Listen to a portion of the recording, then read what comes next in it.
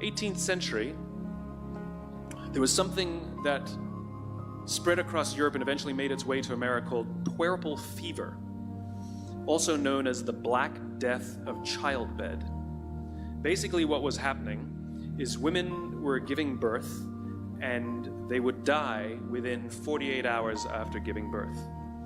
This Black Death of childbirth was the ravage of Europe, and it got worse and worse and worse over the course of over a century. In some hospitals, it was as high as 70% of women who gave birth who would die as a result of giving birth. But this was the Renaissance. This was the time of empirical data and science, and we had thrown away things like tradition and mysticism. These were men of science, these were doctors.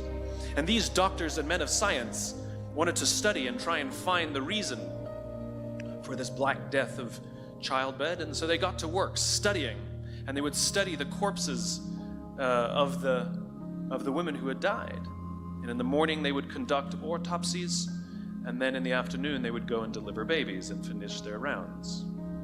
And it wasn't until somewhere in the mid-1800s that Dr. Oliver Wendell Holmes, father of Supreme Court Justice Oliver Wendell Holmes, realized that all of these doctors who were conducting autopsies in the morning weren't washing their hands before they delivered babies in the afternoon.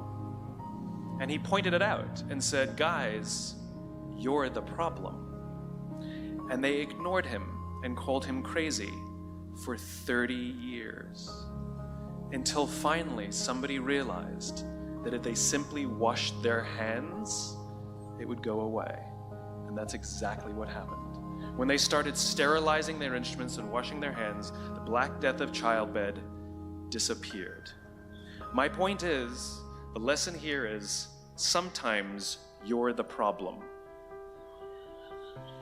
We've seen this happen all too recently with our new men of science and empirical studiers, and these men of finance who are smarter than the rest of us until the thing collapsed.